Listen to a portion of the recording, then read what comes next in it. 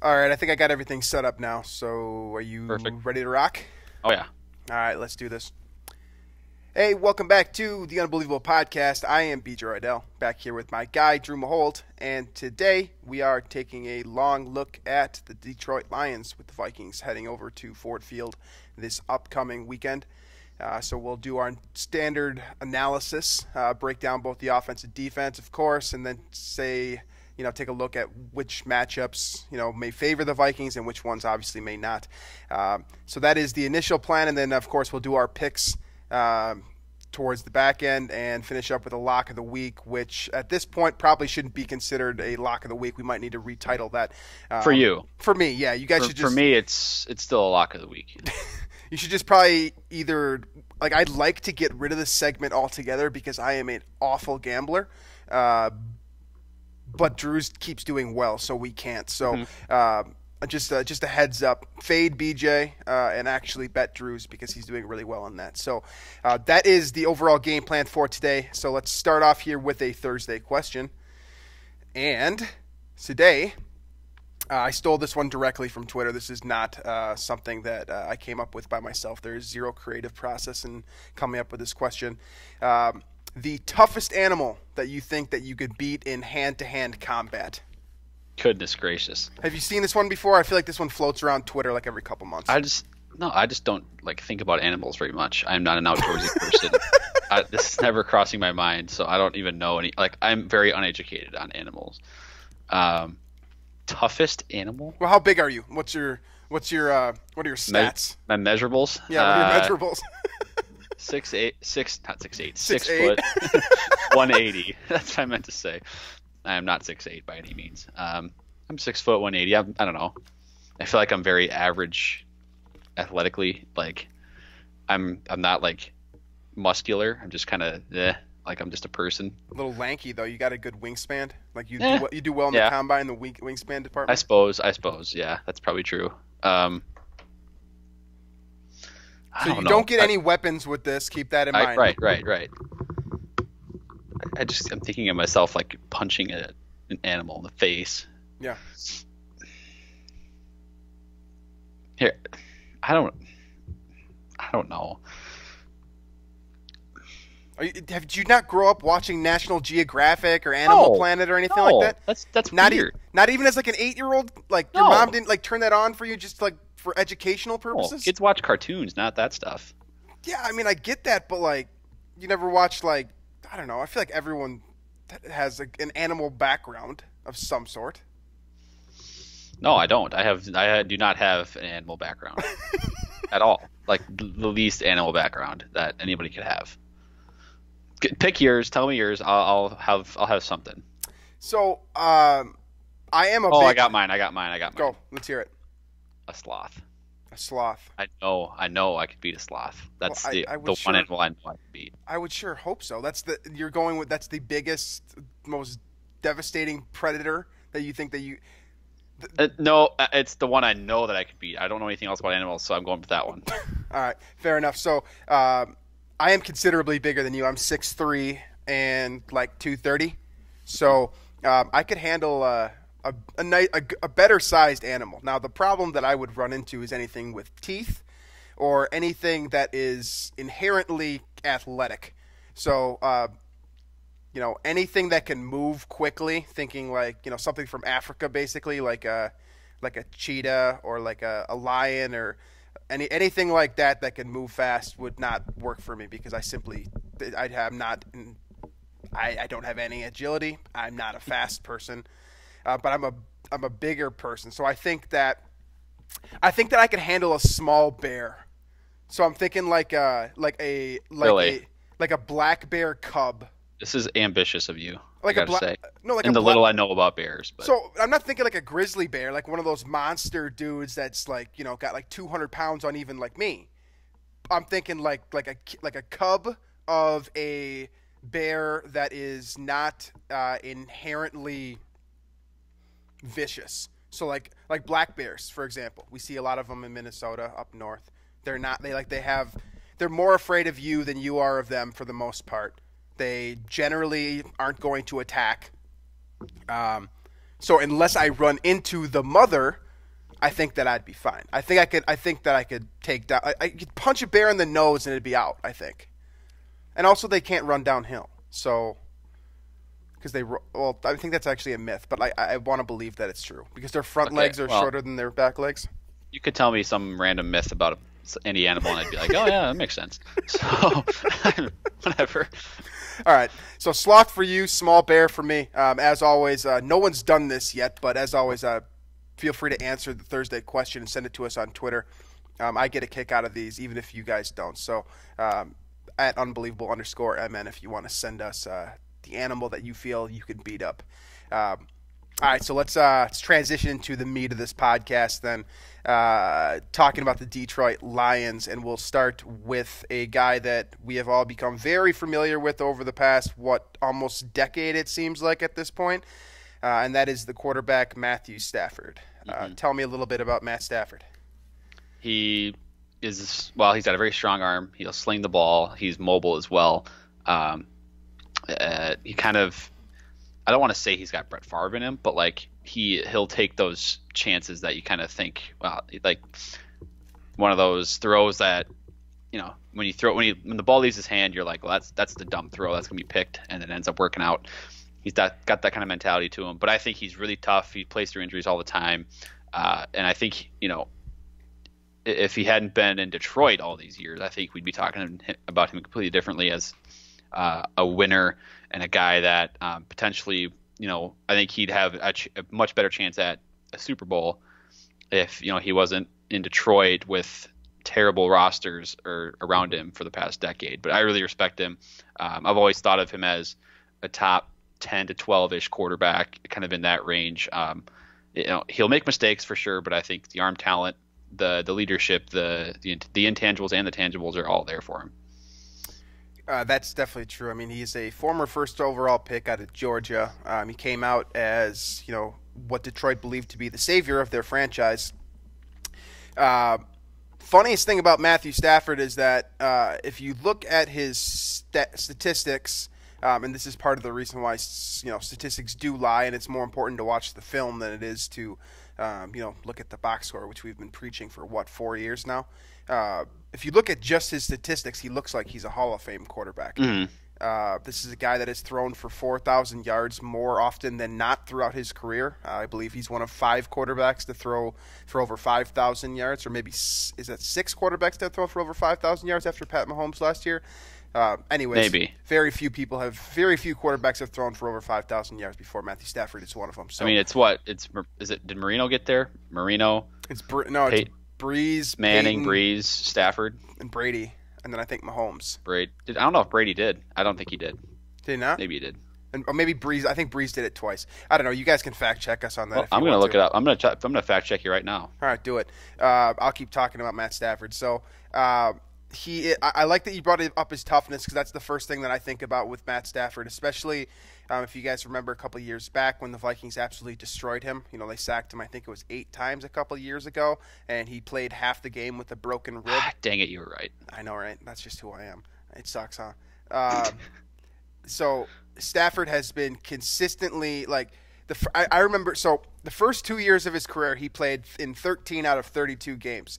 And everyone thought, oh, this guy's going to be an injury problem for his entire career here. And since that point, Matthew Stafford has not missed a football game.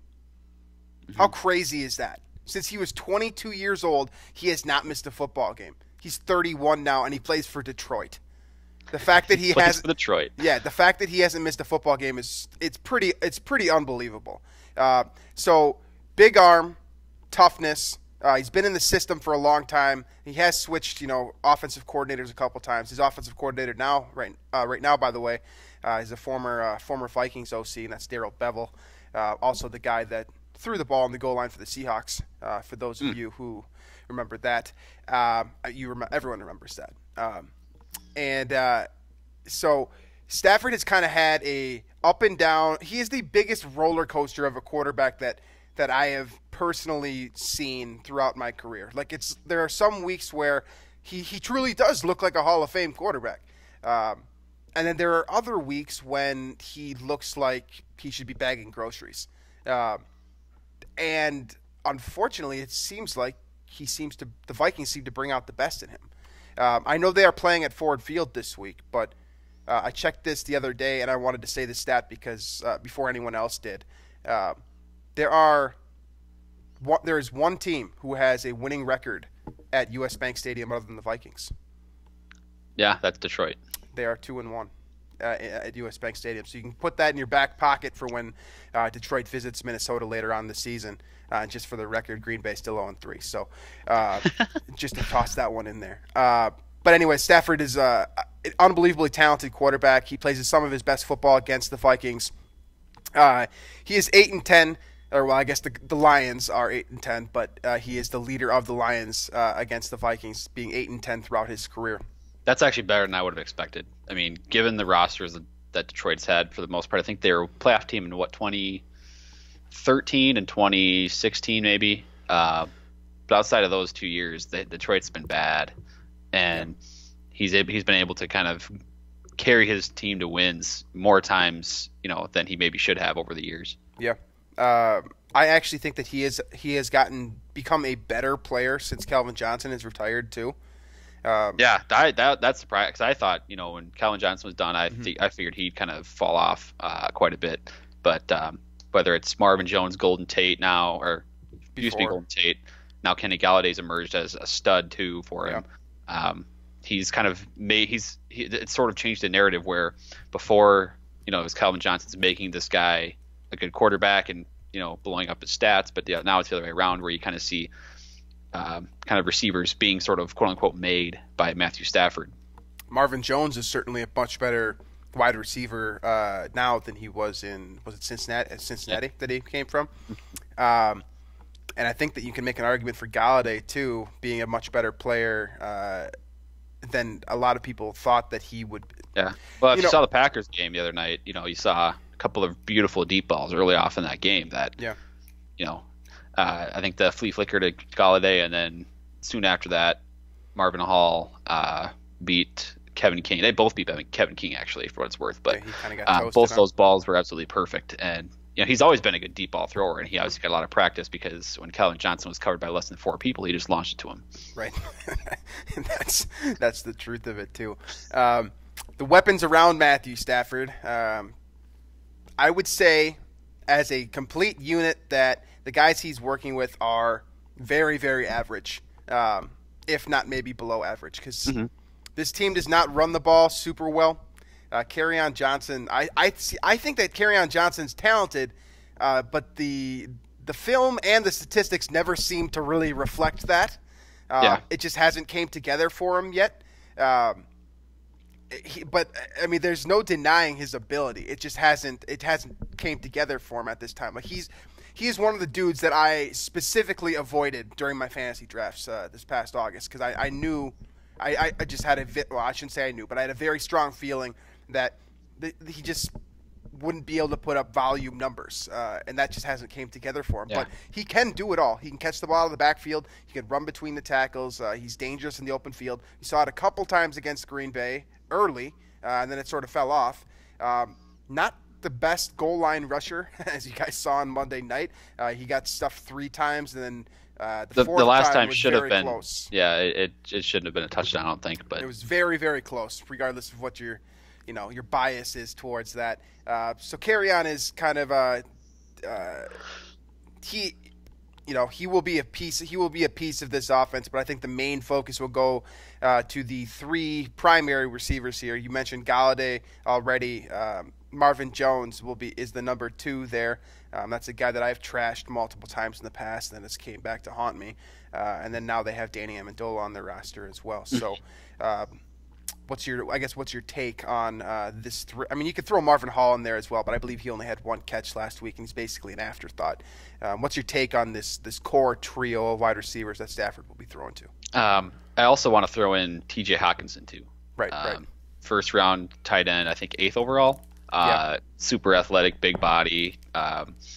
Loves to drop the ball in the end zone. This is true. But another athletic guy that. We always talk about Vikings and tight ends, and Sure. their struggles with them sometimes. So that's obviously another name to look at there. But I think Galladay is a very physical, big body guy that's going to win the contested catches. He's one of those guys that's open when he's not, type of thing. I think that'll be a matchup problem. Well, I shouldn't say a matchup problem, but it's going to be sort of an opportunity for, if it's Xavier Rhodes covering him, an opportunity for Rhodes to kind of show that he still has it, type of game. And then that's what I would do. I'm putting Rhodes on Galladay, and then Waynes on Marvin Jones. That seems to be the optimal kind of skill set matchups there. But I think Hockenson again is the matchup problem the Vikings are going to have to deal with. How they go about matching up with him. For what it's worth, it seemed like they dealt with Zach Ertz and Dallas Goedert really well against Philly. So you'd expect same type of bracketing type of thing against Hockenson this week if he is kind of the matchup problem that they see as the biggest issue. Yeah, so the problem with what Detroit can do is that their 3 wide receiver sets are perfect for the skill set of each of their wide receivers. Like Kenny Galladay is a definitive X wide receiver, split end type that's going to line up on the outside exclusively. He's perfect for that role. His size, his strength, his physicality out the line of scrimmage. He's not the fastest guy in the world, but he can bully you and get off and break off routes and win that way. So he's perfect for playing outside. Marvin Jones on the other side is a bit of a burner, so he kind of complements Galladay in that way where he can get downfield quickly and efficiently, and he can take advantage of number 2 cornerbacks. I do think that Trey Waynes matches him step for step, Waynes being one of the fastest people in the world. So he does have that rolling for him. And then you've got Danny Amendola. Wow. He's going to line up in the slot, and that's going to be Mackenzie Alexander. Or at least I would assume it'll be Mackenzie Alexander for the most part. And I think that so you're gonna need a complete effort across the board from the Vikings cornerbacks, because all 3 of these guys are, like I said before, they're not. Galladay is the closest thing they have to a superstar. They call him Babytron for a reason, because he has some physical, characteristics that resemble Calvin Johnson. He's far from Calvin Johnson, though. This is by no means like it's kind of ridiculous that they even make that comparison. But he's playing that role, but he's obviously not at Calvin Johnson's level, because he was right. Calvin Johnson may have been the most talented receiver that ever played. True. So the thing is, though, is that each one of these guys operates within their role very efficiently, I think. And they do, and I do think that Matthew Stafford, and this is kind of why I think that Stafford's better now than when Calvin Johnson was around, is they spread the ball around really efficiently for the most part. So you're going to see all 3 of these guys get attempts. They're going to get targets throughout the game, and that to me is going to they're going to try to find the matchup problem. The Vikings, fortunately, do match up pretty well because they have cornerback depth right now. I didn't even mention Mike Hughes, who's playing extremely well, by the way. I don't think we've given him enough credit in his limited time since his return. But so across the board, you're going to need your cornerbacks to line up and do it efficiently. And what the problem becomes then is that is going to leave T.J. Hockenson one-on-one with someone. Probably Anthony Barr most of the time, I have to assume.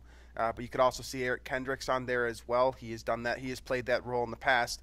But it'd be very difficult to put a cornerback on Hockenson. Because of the physical assets that Hockenson brings. But also because there are so many weapons. So if they're going to run 3 wide receiver sets with 1 tight end, that creates kind of a matchup issue for most teams. Fortunately, the Vikings seem to kind of have that blanketed, at least on paper. Mm-hmm. Yeah, I think the Vikings match up with almost everybody really well. It's that's like what cornerback depth does for you, man. Yeah. I mean, you have health at cornerback. You're set up really well to contain explosive offenses, and I think they did that with Philly last week. You saw again the receiving group isn't, I don't think, as dangerous as Detroit's will pose this week, but you saw even Mike Hughes, who, again, smaller guy, but he went up against Alshon Jeffrey on multiple occasions and took him head on and made a play on the ball. Like, when you can get your 3rd, 4th cornerback doing that is a real issue for the offense. So, but I will say, I think that it's Detroit's offensive line to me is weird because there's a lot of names there that either I've been interested in as a potential Viking, or they're names that have been circled around in Vikings world quite a bit. You get Ricky Wagner, Graham Glasgow, Ragnow, Taylor Decker, guys that I always thought had a lot of potential, and that doesn't seem like they're quite living up to it yet, but it's a group that I think still has potential to be really good. Yeah. So Ricky Wagner, a couple of years ago, I'm sure you guys remember, when he hit free agency, he was on the radar for a lot of Vikings fans, and I think the team actually as well. He outpriced them. He's their right tackle. He's going to go up against Everson Griffin, who is playing out of his mind right now. So in my eyes, Ricky Wagner is the best offensive lineman that this team has right now. But I do think the Vikings have an advantage in that matchup too. Griffin, Everson and Hunter they're the best pass rushing duo I think in the NFL right now, right? I don't even know if that's limited to just pass rushing. I mean, they're both performing, really well against the run too. They're animals right now. I don't know what pair of tackles would be an advantage over those two guys. Yeah, it's hard. I can't, off the top of my head, I can't think of a 4-3 defensive end duo that has been, at least this season, has been as effective as Griffin and Hunter. And talent-wise, I mean, I think if Griffin is going to continue playing like this all season long, I guess I would keep an eye to see if he burns out towards the back end of the season, given that he's a little bit older now than he was, in previous years, like everyone else in the world. So I would keep an eye on that. But we're entering week 7. I expect this performance from Griffin to continue.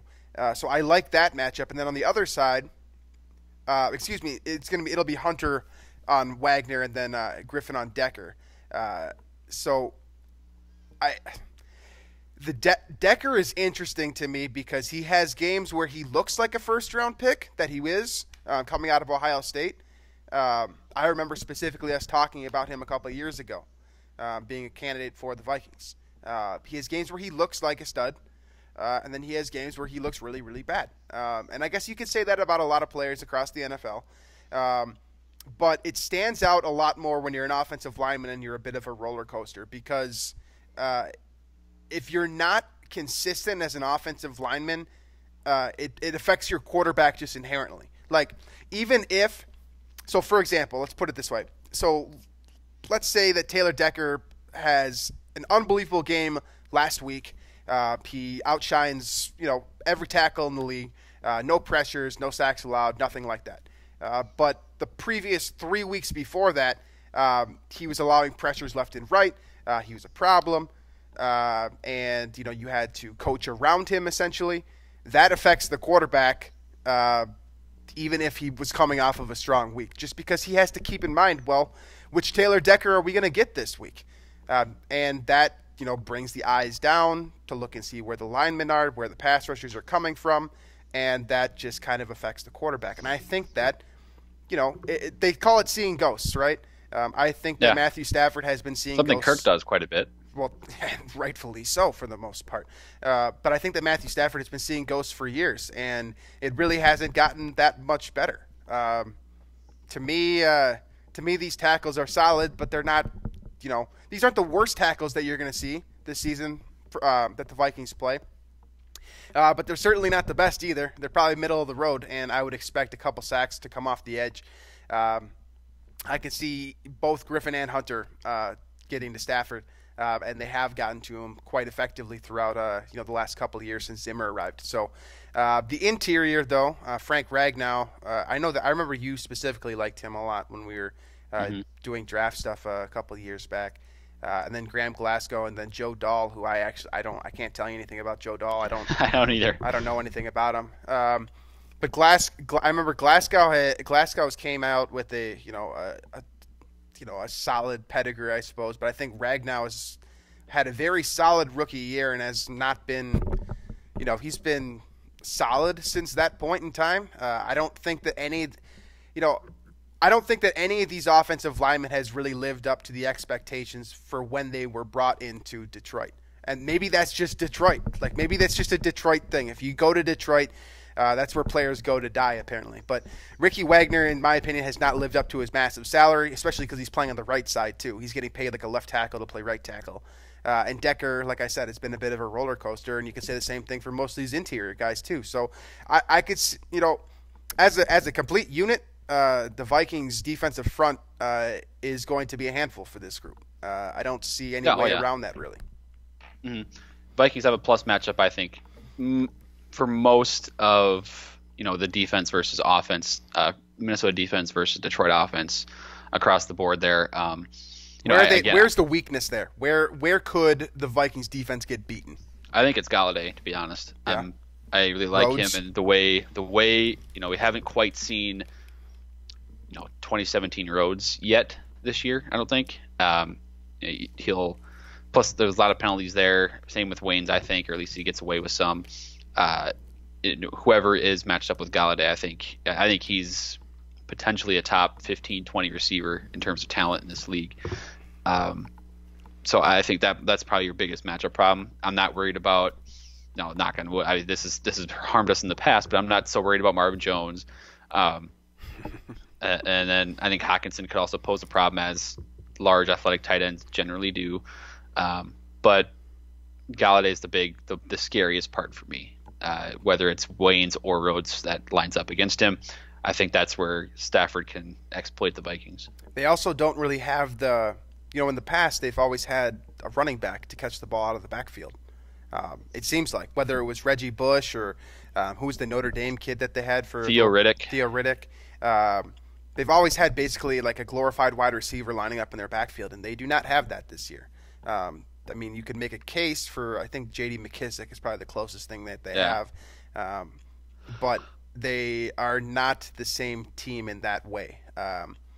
So just across the board, I like the Vikings defense this week. I guess I didn't think that coming into this matchup that I'd be as confident as I am after reviewing this depth chart with you here. But I think I like every matchup across the board for the Vikings defense. And I can objectively say that. Like I'm with you. I think Galladay and Hockenson are probably the two biggest issues here. I still hate Marvin Jones. I don't think he's good still. Like I don't care what he did in the past. Like It was one game. I've never thought he was that great of a receiver. Thanksgiving 2017, the Vikings still won the game anyway. So it's not something to get worked up about anymore. He's pedestrian outside of that game against the Vikings. I guess I would keep an eye on Amendola too, just because slot receivers tend to be annoying for the Vikings. Mackenzie Alexander does a nice job, but he's also 2 weeks removed from injury too. So I guess I would keep that in mind. Also, Amendola is a psycho. So do you see that? Do you remember that Instagram post? Did you ever see that? Yeah. I was hoping that's what you were referring to. Oh man, I think he deleted it now. But if you just Google Danny Amendola Instagram post, he's an interesting guy for sure. It's a doozy. Yeah. All right, let's move over to the defensive side of the ball. Take a look at what Kirk Cousins is going to be staring down this week, starting with this defensive line here. It's rebuilt. This is a different group that we've seen in the past. Couple familiar faces, but for the most part, the biggest name here is Trey Flowers, the guy that was the culprit in the hands to the face penalties that we saw on Monday. That was BJ using air quotes for those who are listening. Yeah.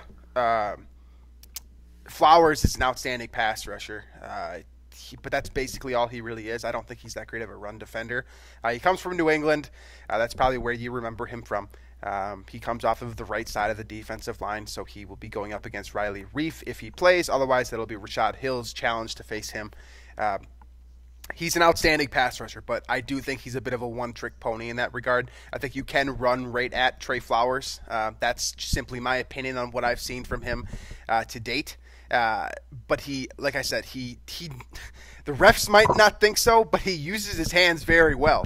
Yeah, he does. I mean, he gets right. He gets right the tape up. Doesn't lie. I mean, it was. He gets right up in your shoulder pads, and he moves you because he's big, strong, and fast. So he is priority number one against this defense. Well, I guess we'll talk about priority number 1 when we get to the secondary, but at least priority number 2.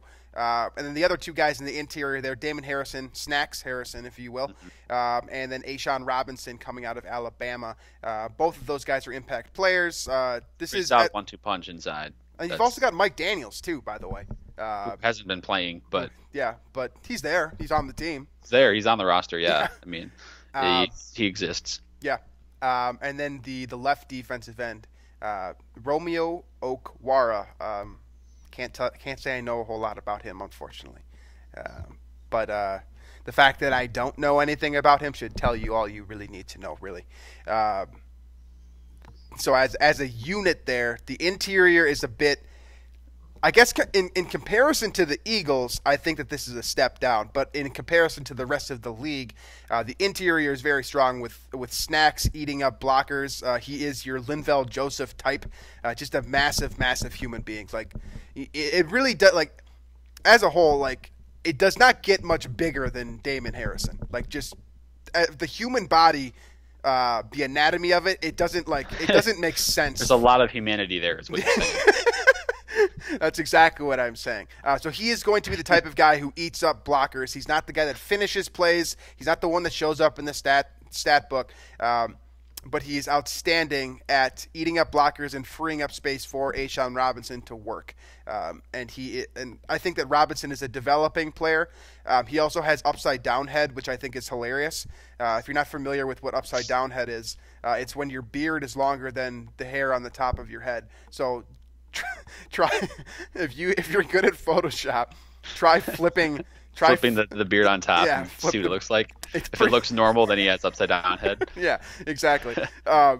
He's also a cool guy. I've had a chance to meet A'Shawn Robinson before, so I think they've got a pretty solid duo there in the interior. But like I said, Trey Flowers one-on-one on the left side. Kirk's blind side is probably the main problem in my mind.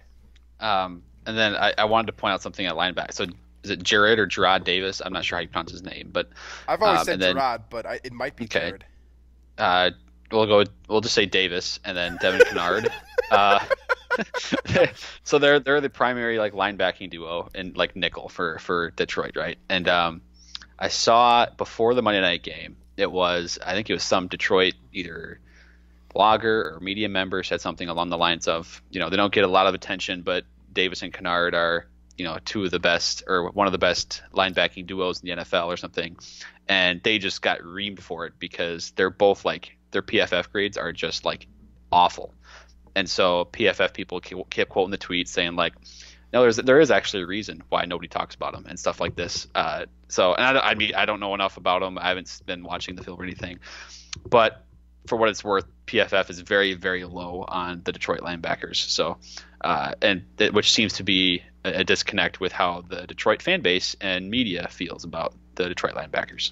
Yeah, Gerard Davis Devon Kennard is fine. Gerard Davis is a good player. Coming out of Florida, I remember watching his tape. I haven't watched every single Detroit Lions game, but from what I have seen, I would be ashamed if you did watch every Lions game. From what I've seen of Davis, he is a good sideline to sideline linebacker. He covers well. He's a tackling machine. He does what you would expect from a 4-3 inside linebacker. So I don't think it's tough to call him an impact player, but he definitely is a guy that eats up a ton of tackles. And he moves sideline to sideline well. He is going to stuff the run as well as, to a degree, I'm kind of with them. These reporters that are saying that this linebacker duo they're out of line by saying it's among the best of the league, but they are one of the better duos, I think, on paper. Now, PFF can say what they want, and there are people love to use PFF grades when it fits their narrative. Exactly, when it reflects I'm 100% their bias. behind that. I totally see that all the time. Yeah, and it happens amongst Vikings fans. Here's a secret about Twitter. If you want to get a bunch of favorites on Twitter or likes, whatever they're called now, just tweet some PFF grades when the Vikings play really well. That's a secret between me and you. If you want to get some followers, get a PFF account. It costs like $4,000, and then put those statistics online for everyone to see, and then put something underneath it like Zimmer is a god, and you'll get like 350 likes and like 75 retweets, and then a bunch of comments saying "Skol." So if you want to get followers, that's the way to do it. Let's look at the secondary though, because I do think Twitter 101 from BJ Reidell. Yeah, there you go. The guy that has under 2,000 followers on Twitter. Probably because I'm not tweeting enough PFF grades, to be honest. Let's take a look at the secondary, though, because I do think the secondary is outstanding. And there's an obvious starting point here, and that's Darius Slay. Yeah.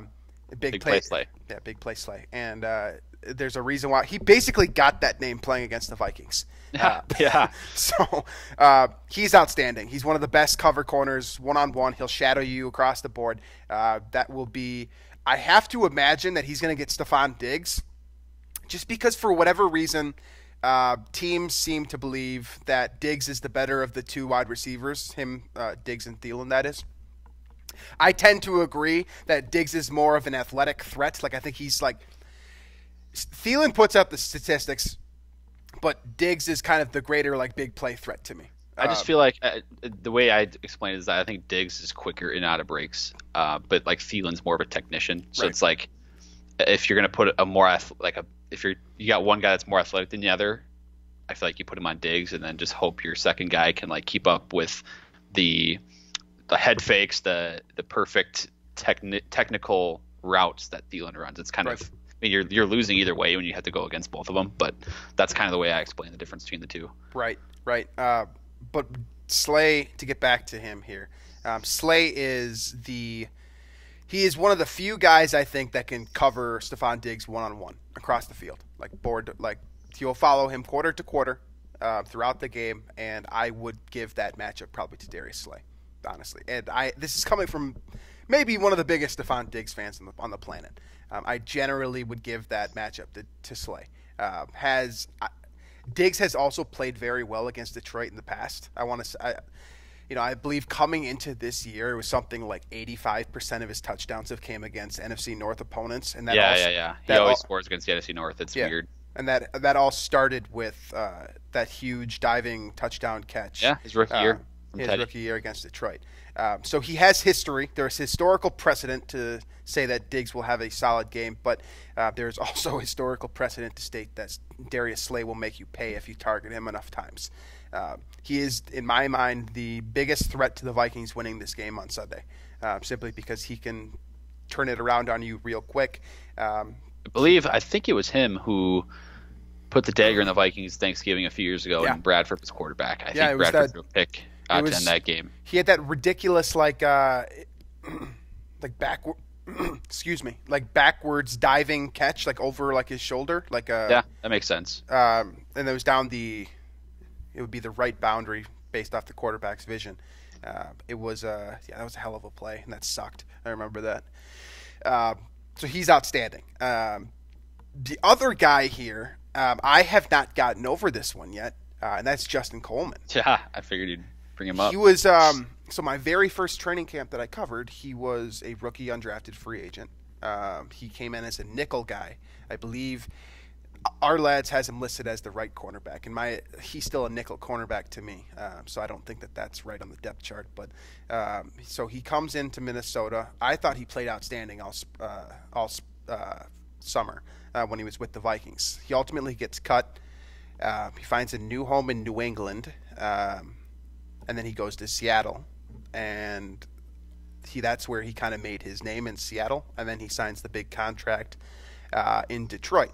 He had 2 pick sixes, I believe, in Seattle in 2017, I think. That's kind of where he got the notoriety, I guess. Yeah. He is an undersized cornerback, which is why he went undrafted. But he is fundamentally sound. He does everything that you need to do when you're an undersized cornerback. And he's great instincts as well. And I think that, you can look at that play he made in the red zone against the Packers last week as like kind of prime Justin Coleman. The ball bounced off of, was it Jake Kumerow's face? I think it was Lazard. I think it was Kumerow. I don't think it was Lazard. But anyways, it bounced Kumerow, off D3. Yeah, it Wisconsin bounced. Whitewater. Great. I hate Whitewater. Whitewater. White Walker. I hate White Walkers too. Yeah. So Coleman is outstanding, and you saw what he could do on Monday night.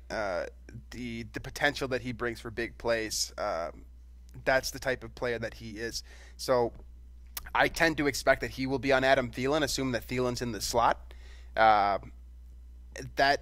These matchups are weird because if the Vikings are going to run two wide receiver sets, I think that Thielen definitely has an advantage over Coleman simply on physical stature.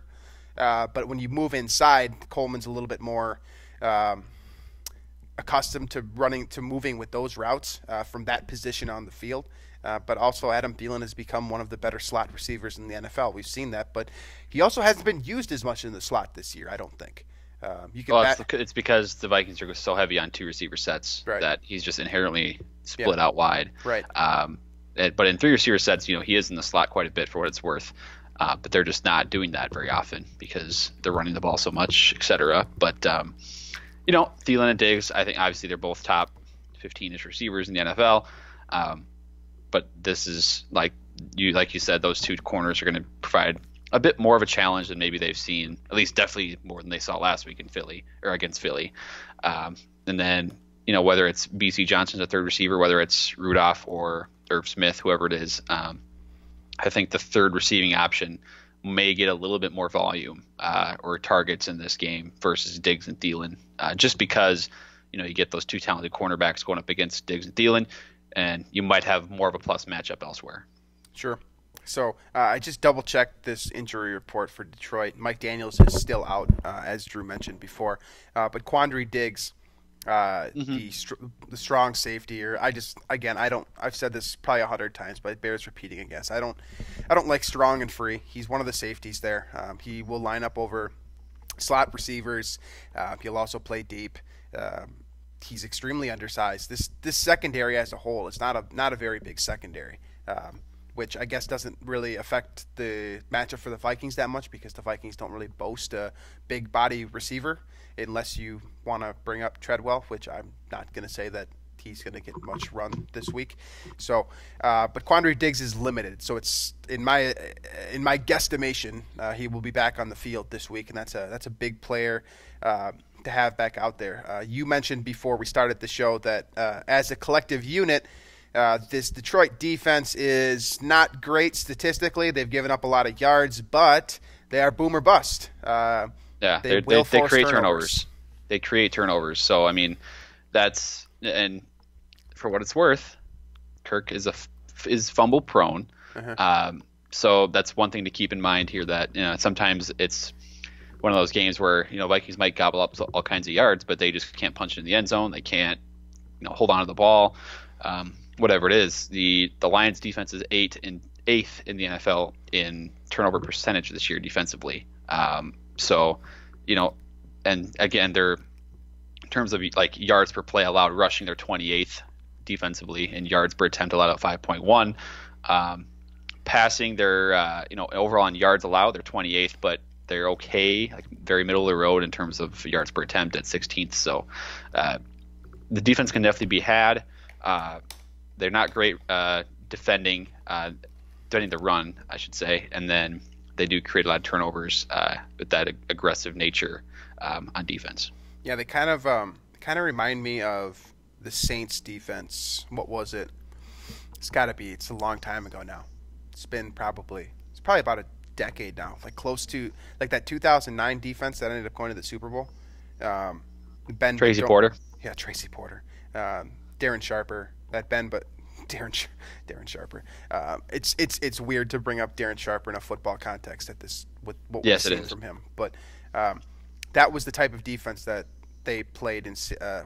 I guess it's not like a scheme, so it's not like they tried to play it, but that's just a tendency, a trait style of the players. Like they're risky, Yeah, it's gonna be good and bad. They allow a lot of yards, but when they also play effectively in the red zone.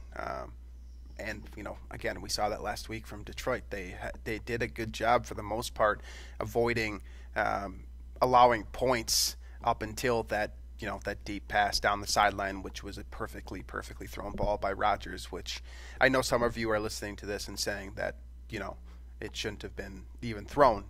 But fact of the matter is that it was, and it was completed. And that's kind of what you're looking at from this defense as a whole for the Lions. We generally don't talk about special teams, but it's worth noting that Matt Prater can hit from like 95 yards out. He is Nick Swardson, you mean? Yeah, Nick Swardson. He is a beef tank for sure. That dude is just like he looks hilarious. Ideal male body. Yeah. It's in the prime form. Peak performance. Yeah, peak performance for sure. So if this game comes down to a field goal at the end, you basically have to all Detroit has to do is get past they get the 45-yard line, it's over. It's over. They're making the kick. Yeah, because Beefcake Prater is going to put that through the uprights for sure. He's outstanding. For what it's worth, Dan Bailey has been really good too. This is true. But he's not hitting from 59 with the game on the line, I don't think, the way Prater is and has over his career. He's been very close to automatic when he needs to make a kick. The only reason he's on Detroit at all is because he got a DUI, which in the grand scheme of NFL crime seems very minor to me. So so that wraps up kind of our analysis here of this complete Detroit Lions offense and defensive units. Give me one reason why the Vikings win, one reason why the Vikings lose, and then we'll move on to our picks. One reason why they win, I think Dalvin's gonna have a big game. I think the Vikings are gonna go back to their smash mouth, keep it on the ground, Mike Zimmer philosophical game, at least on offense, where Dalvin gets 25 carries for 150 yards or something. He's going to look at those rushing numbers for Detroit's defense and salivate at the idea of Dalvin getting the ball and turning that clock down. So I know it'll be a quiet game for the Vikings passing offense. Dalvin's going to go off. I think that's why they win. If they lose, I think it's because Galladay gets loose a couple times. Stafford hits him for a couple big plays, and then a mistake here or there, maybe a fumble from Kirk Cousins, kind of cost them the game in the end. But I do think the Vikings. I do like the Vikings overall in the matchup. Yeah, for me, the reason that they win is you get good Kirk Cousins again. You get the play action working. The thing about teams that suck at defending the run is that they also are aware that they suck at defending the run. So if you can get in their head a little bit and then just run play action at them. And for what it's worth, I prefer your idea here, where you use the play action quite a bit. I just feel like Zimmer is gonna. It's been too long since he's had a classic Zimmer game, so he's going to want to go back to that. He's dying for it. He needs it. He's dying for it. And then on the flip side to that, I think turnovers are the reason why you lose. Darius Slay, Justin Coleman, Trey Flowers is as good as anyone at getting the sack fumble there. That's a fearsome threesome right there in terms of creating turnovers, and like we all know, Kirk Cousins is susceptible to the turnover, especially in the worst time possible, and they're playing at Ford Field, which doesn't exactly help. I don't want this game to be close. I don't want it to come to that point, because I just don't like Kirk Cousins in that type of moment playing on the road. So that would be why they lose. So, which leads us to our game predictions here. And you just said you like the Vikings. Are you taking the Vikings this week? And give me a point spread. Yeah, I got the Vikings. I think they're going to win by 6. I don't think it'll be a very high-scoring game. Again, for the reasons I mentioned, I think the Vikings are going to go back to the ground quite a bit. But I do think the Vikings are going to win, and I think it'll be one of those games where you get to 20 points, and then you can kind of put up a W put up a tally in the win column. Yeah, I will take Minnesota as well. Vegas has the Vikings by 1.5 right now, which is a really funny number because it's really it doesn't really make sense. 1.5 points. How many games do you know that are decided by 2 points? It's very difficult to do that. Yeah. But Vegas always seems to know something. Just watch the Vikings will win or lose by 2 points. Now that'll be what happens. But I'm taking Minnesota. I'm going to take them by 10. Couple reasons for that. I think that loss really sucked. It did. If it sucked for us, at watching it as Vikings fans. Can you imagine what it was like in that locker room?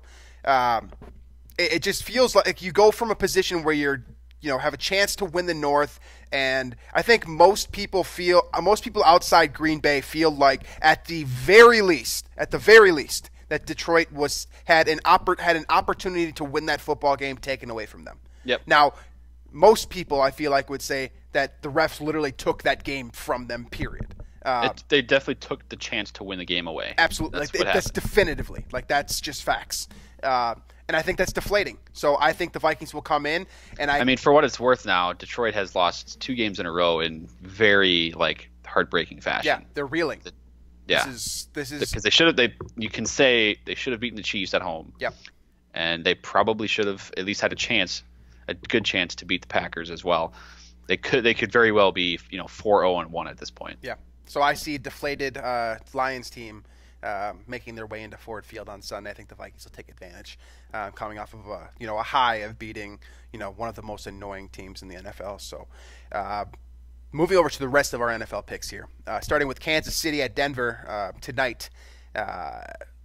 Kansas City's reeling a little bit right now too. Patrick Mahomes is on the first slide of his entire career. Denver, on the flip side, looks relevant again. Who you got? I really, really wanted to pick Denver here, but I think I'm going to go KC. The Chiefs' offense, Mahomes can't be. He's due for a monster game, right? He's not going to have another kind of. Yeah. I mean, a clunker for him is still a top 10 performance, but he's not going to have another one of those, is he? I don't know. I got the Chiefs. I'm taking Kansas City for literally the exact same reason. They still can't run the football. I don't really think that matters. They don't have Bradley Chubb in Denver anymore. It's back to Derek Wolfe. So they need Von Miller to have a huge performance to beat Kansas City, and then they're going to be relying on Joe Ass Flacco to keep up with Pat Mahomes. I just don't see it. So give me Kansas City. Los Angeles Rams, who recently acquired Jalen Ramsey, are heading to the Georgia Dome to face Matt Ryan and the Atlanta Falcons. 2 teams that are underperforming, to say the least. Yes. Who you got? I got the Rams. The Falcons are just they're so bad. Yeah, if you listen to Pardon My Take, I imagine that a lot of you guys probably do. They describe Atlanta perfectly on that show. You look at them every single week, and you're like, why isn't this team winning? This team should win this football game. They have all the talent in the world. They've got a former MVP at quarterback. They've got a top 10 all-time receiver maybe in Julio Jones. Maybe is that going too far? Maybe, I don't know. Maybe a little bit, but he's definitely a top 2 receiver right now. Yeah. You've got Devonta Freeman. You've got Ito Smith, who's solid. You got Mohamed Sanu. You've got the touchdown machine, Calvin Ridley. That got a team, few playmakers on defense too. Yeah, I mean, it's not a juggernaut by any means, but there are a few guys that can make plays. Yeah, you'd think that this team would be better, but they're not. So I expect. But they lose to the Cardinals. Yeah, I expect the Rams to rebound this week. They need a win too. They need it, especially after making that trade. So I'll take LA. Miami at Buffalo. Normally we don't talk about games with Miami, but Buffalo can't move the ball on offense. So Buffalo's winning this game. Know why? You know why they're going to move the ball on offense? Because they're playing Miami. Okay, fair enough. I mean, I'm taking Buffalo as well. I was simply trying to play a little devil's advocate, and you shut that down real quick. So let's just move on to Jacksonville at Cincinnati. Gardner Minshew did not play well last week. Is Minshew magic still a thing? People are starting across the country. They're starting to talk about him being a media-friendly replacement for Nick Foles at this point. But he's got a chance against 0-6 Cincinnati. Zach Taylor's still looking for his first win as head coach. I am going with Cincinnati. I am too. They're going to get their first win. They're at home. The Jags are... last week was not encouraging, even though it was against the Saints, but it was not encouraging. And it feels like the Bengals are kind of getting close. They kept it close with Baltimore last week. Yeah, I'll take the Bengals at home. Yeah, I'm going to take the Bengals too. I don't know. I'm a believer in some of these pieces coming together. And I also think that A.J. Green might play this week, right? Wasn't that the report? Did I see a report like that? Yeah, at some point he's going to play, right? I mean, you'd think. You'd think so. I don't know. He might just take the whole season off. I also don't think Jacksonville's secondary is very good. Yeah, I mean, they did just lose. Bouye has been very disappointing since 2017 or whenever that first year was. They also just got rid of the best cornerback Well, yeah, in the NFL. but he hasn't been playing out all year pretty much. So yeah. All right, so Cincinnati for both of us, bringing us to Oakland at Green Bay, which has precedent to impact, the NFC North because the Vikings have already beaten Oakland, and the Packers lost to Philadelphia, and the Vikings just beat Philadelphia. So if this comes down to two teams that are 11-5, or 10-6 for that matter, this game could matter. So can Oakland get it done at Lambeau Field? probably not. Yeah, I'm going to pick the Packers. I mean, they can win. If they can beat the Bears, in London, I think they can beat the Packers at Lambeau. But they're not. I don't think. It's not something I'm going to bet on. I'll say that. I agree with you as well. I'm going to go with Green Bay. It's hard to win at Lambeau, period. It's one of the best home field advantages across the NFL. And Oakland is playing. It's also hard to win at Lambeau when you spot the Packers 21 points. That's a really good point. Yeah. Give us both Green Bay. Houston at Indianapolis. You got an AFC South matchup here. This one's going to have a lot of impact on where this division ultimately goes. Mm-hmm. Houston is on fire. Indianapolis seems to be kind of trending the other direction, but they do get Darius Leonard back this week from concussion. Yeah, Indianapolis did beat the Colts a couple weeks, or not the Colts. They beat the Colts. They beat the Chiefs a couple weeks ago at Arrowhead, which was super impressive. I'm going with Houston. They're on fire. Deshaun Watson's playing like an MVP right now. He is the MVP, period. He is probably the MVP right now. He or Russell Wilson, one of the two. Yep. But I'm going with Texans on the road. I'm taking Houston, too. I think they're the better team. They've got the better quarterback. The roster is overall better. I don't even know if I agree with that. I think Indianapolis roster is very, very good all around. I'm gonna lean towards the quarterback position, and Watson is definitively better than Brissett. So yeah, I'll give you that's facts. But I in my opinion, the only edge Indianapolis has in this matchup is coaching. I don't like Bill O'Brien as a coach. I'm with you there. So give us both Houston, Arizona at the New York Giants. Battle between potential Rookie of the Year candidates or Offensive Rookie of the Year candidates, I suppose. Kyler Murray and Daniel Jones going head-to-head at MetLife Stadium. Who you got? I got Arizona. I feel like I've picked Arizona like 5 times this year already, which has done me wrong a few times. But I'm going Arizona, coming off I think a couple wins now in a row.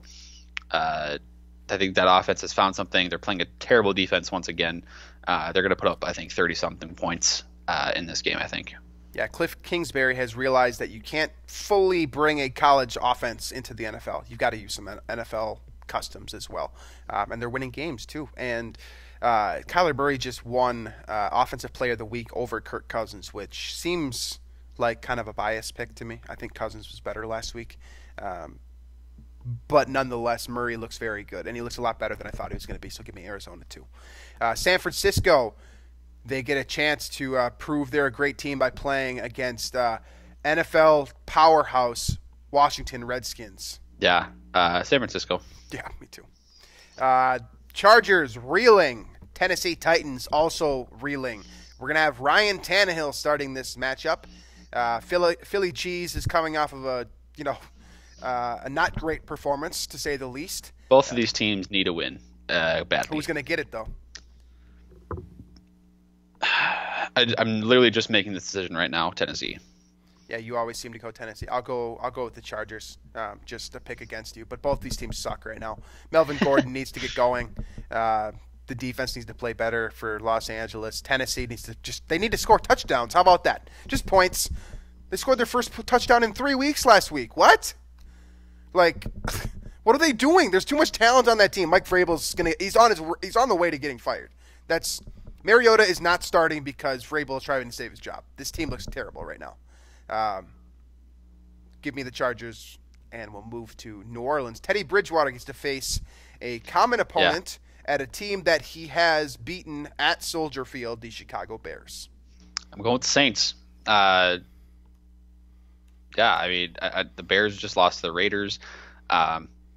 Chase Daniels, their quarterback, which I still think is better than Trubisky. But the Saints defense looks like it's pretty solid right now. Marshawn Lattimore is shutting down anybody that he goes up against. And I would imagine, if there's – it's not going to be in my lock of the week, but I would take the under on Allen Robinson receiving yards if you're into that type of thing this week, because Lattimore has been dominating people lately. So I'm going to go with the Saints in this game.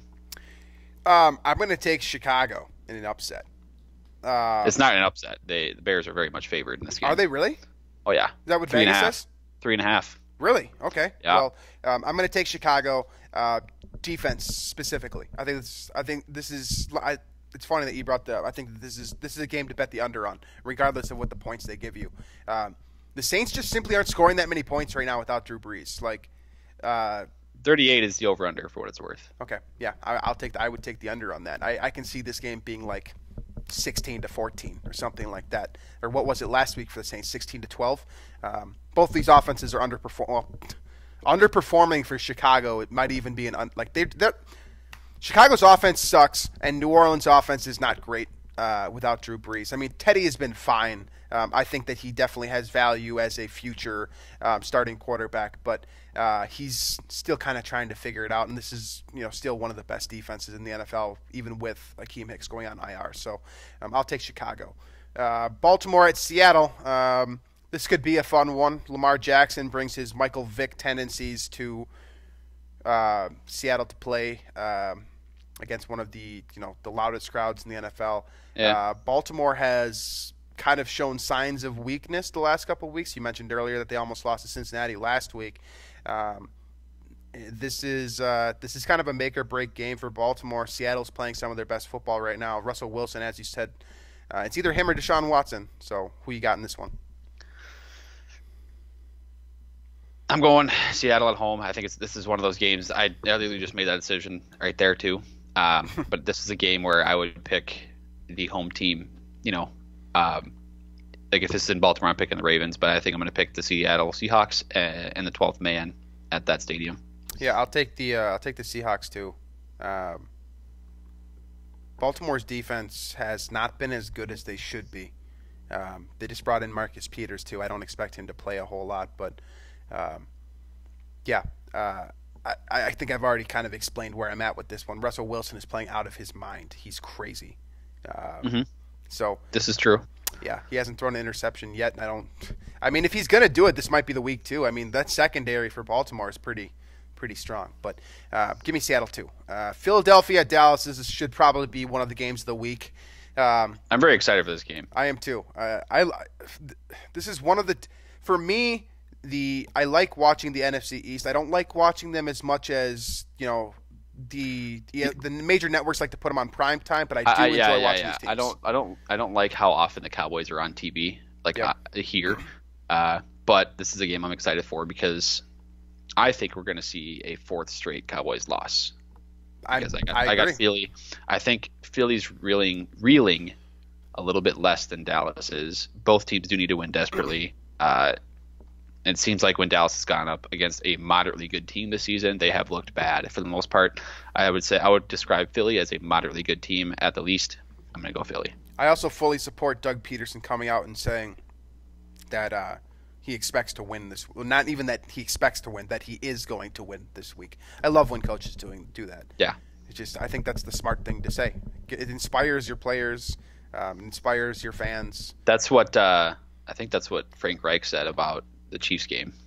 I don't think he said it to the media, but he said it to his players, and it worked. So yeah. Give us both Philly, which brings us to our Monday night showdown between Tom Brady and Sam Darnold. It's gonna be a doozy.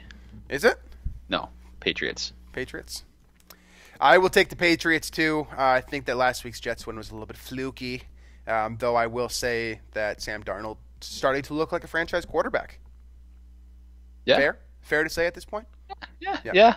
So, a little story about Sam Darnold. Well, not about him, but so I think over the summer I tweeted something about how, when Anthony Barr went to New York and then came back, and I made some joke about how it says something about both franchises that now Kirk and Barr have taken less money to play in Minnesota and not in New York, something like that. And then the tweet went. I mean, it kind of exploded, and I got a lot of Jets fans my mentions, and this guy. Kept saying how the best thing that happened to the Jets was Kirk turning him down because he got Sam Darnold now, and I was like, okay, Sam Darnold's nothing special yet, just chill out. And so now, anytime he plays well, he will send me some sort of stat that he finds on Twitter. It'll be preseason game this year, he did the same thing. Like he put up, it was some passer rating stat, or I don't know what it was, and then he sent me another stat about the Cowboys game this week. And for what it's worth, Darnold played well. Like I told you, I when I saw Darnold was getting the start, I actually bet Jets money line. But it's like this guy just won't give up on it, and so you gotta love people like that. He is starting to look like a franchise quarterback, but like the point was not that Darnold's bad. It's just that Kirk and Barr had turned down the Jets. I don't know. Yep, that seems like a good point, especially when you're appealing to Vikings fans. Yes, yes. Yeah.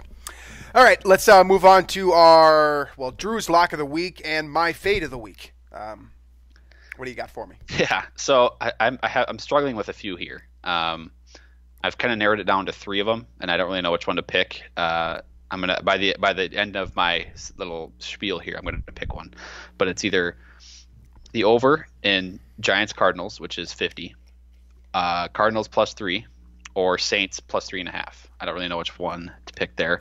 I'm gonna go. I'll go the over in Giants and Cardinals. 2 terrible defenses. It sounds like Saquon is back this week, as is Evan Ingram. What's the number there? 50? 50. Over 50 points in that game. Giants and Cardinals. Seems fair. Yeah, 2 bad defenses, 2 quarterbacks that can air it out a little bit. Kyler Murray's playing as well as, honestly, as well as anyone not named Russell Wilson and Deshaun Watson over the last couple weeks. Yeah, that seems like a good. That seems. I mean, you seem to do really well gambling for some reason. Drew I is did now. Not, for what it's worth, I went 0 for 4 in my bets in the Monday night game. So yeah, I did see that Lions game. So, but you are 4-1-1 since we started doing lock of the week. Me on the flip side, I am 2-4. Yeah, my Dallas -8 pick did not turn out great last week. I've now had 2 heartbreakers, and then Carolina kind of did me dirty. But so this week I'm going to pick what I think to be the most obvious bet on the board, and that's Kansas City -3 against Denver. That just like that screamed like. Honestly, the reason why I suck at this probably is because I keep picking the one that is like, it looks so obvious, and then it's like, it's so obvious that it doesn't happen. Like it's like it just doesn't even make sense. Like, what does Vegas know that they would only give Kansas City 3 points, or excuse me, they only give Denver 3 points? To me, that's like. I can't imagine anyone who gambles. I can't imagine you not taking Kansas City -3. That's my lock. I don't see how I flop on that one, but it'll flop. So fade that pick. That means take Denver +3, and then make sure you take New York Giants, Arizona Cardinals over 50. So that is the lock of the week. Those are our game predictions, and that is the show for us. So. We will be back next week breaking down what will hopefully be a Vikings win over the Detroit Lions.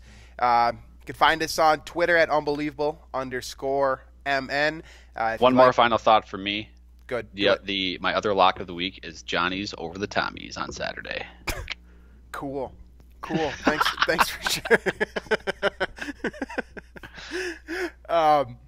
Anyways, if you like watching us more than you like listening to us, you can find us on YouTube. Just type in Unbelievable Podcast, and you can find us there. Make sure you hit the subscribe button. If you like the videos, that's awesome. Make sure you hit the like button. That helps us for visibility purposes, and it gets us sponsors, and we don't have any of those right now. And I would like to have some money in my pocket, so if you want to do that for me, hit the subscribe button. That certainly helps the show as always. Tell your friends, tell your dad, so we can get the numbers up on this show a little bit more, so I can bring some good numbers to my potential sponsor friends here. Anything else you want to say before I shut this thing down? No, you've been trying to shut it down for long enough. Let's just cut it. Yeah, that's the show. That's the show. Thanks for listening, and we'll catch you guys next week.